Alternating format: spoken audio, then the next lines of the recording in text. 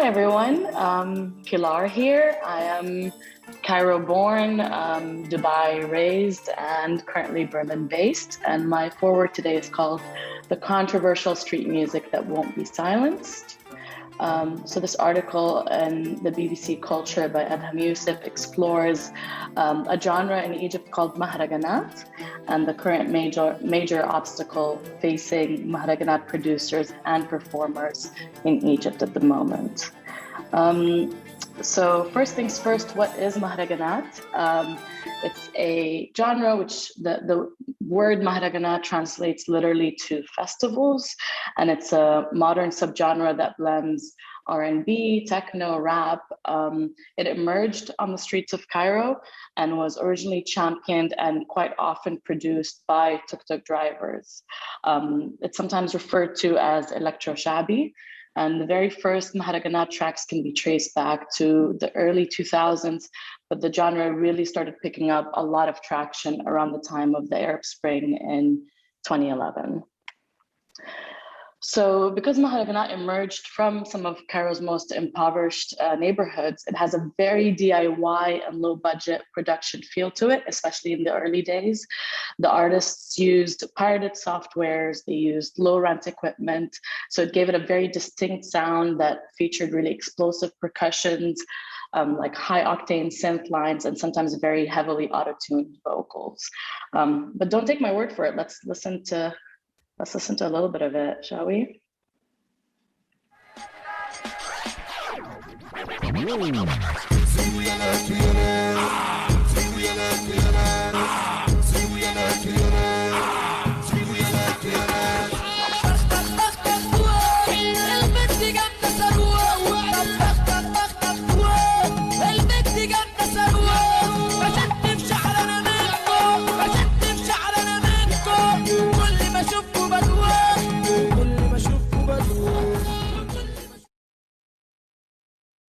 Amazing. So it's just unhindered, chaotic sounds. This track is actually by DJ Figo. He's a pioneer of the genre, and he's actually credited as one of the artists who basically started, or was one of the artists who behind the inception of the genre. So mahraganat is interesting not only because of how it sounds, but also because of the lyrical content. It very candidly and openly explores themes that are at times explicit, like partying, flirting, premarital sex, drinking alcohol, or consuming drugs. This is a quote from Saeed, who's a part-time tuk-tuk driver and an aspiring mahraganat performer. He said, "It is loud, artistic, and shameless, just like Matariya. It's the way many people can say what they want easily and cheaply, and you can make money, lots of it." So speaking of money, mahraganat, even though it had like very humble beginnings, it's nevertheless spreading through the class system and can be heard at weddings, exclusive like bougie nightclubs, and even at nationalist events celebrating like national holidays or elections and so on. And like any thriving subculture or underground culture, it is now being appropriated and commoditized by companies and brands that want to hop on the bandwagon and basically leverage its success. But despite its vast popularity, both online and offline, Egypt's state-sponsored musician syndicate has been waging a campaign against mahraganat and basically attempting to ban and limit the expansion of the genre.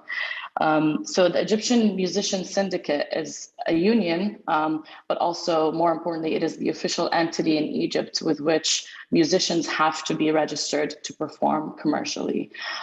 So the Musician Syndicate issued a decree early 2020, which banned mahraganat performers from like performances in concerts, nightclubs, and so on.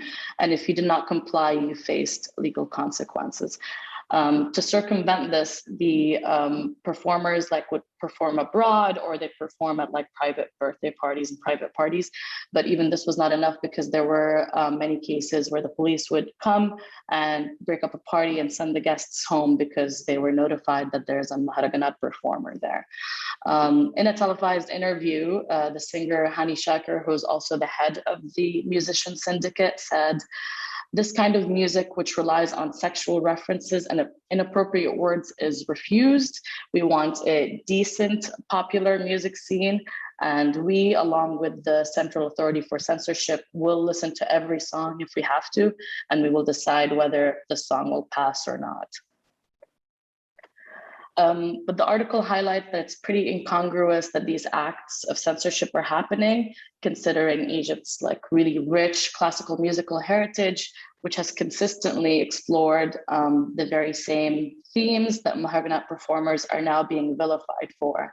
Many of the masterpieces, a couple of them here, refer to lovers or their touch, or situations like a long-awaited high or a sip from a drink. So it really feels like these bans on Maharganat stem from a classist ideology or some sort of bias of basically wanting to not give these artists from modest backgrounds a seat at the table.